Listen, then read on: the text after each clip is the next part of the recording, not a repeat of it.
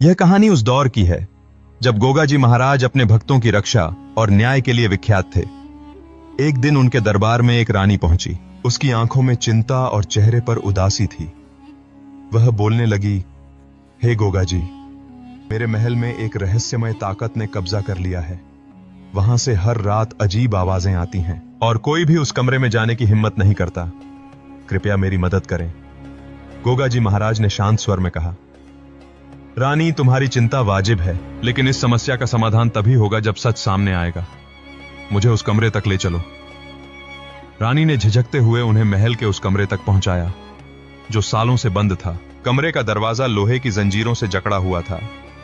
गोगा जी ने अपने दिव्य मंत्रों का जाप शुरू किया। दरवाजा अचानक जोर से हिलने लगा और अंदर से किसी के चीखने की आवाज आई। सब डर गए, लेकिन गोगा जी अडिग खड़े रहे। उन्होंने जैसे ही दरवाजा खोला, सामने अंधेरा छा गया। कमरे में एक रहस्यमय खजाने का डिब्बा रखा था।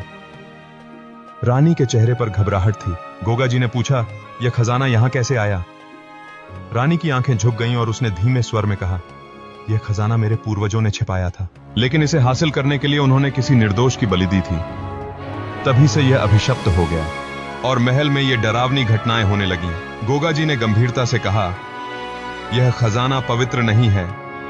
किसी निर्दोष के खून से सना हुआ खजाना हमेशा विनाश लाता है। इसे तुरंत नष्ट करना होगा।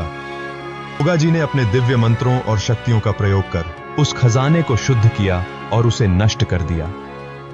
जैसे ही खजाना नष्ट हुआ, कमरे का अंधेरा छंट गया और महल में फैली रहस्यमय ताकत हमेशा के लिए समाप्त हो गई।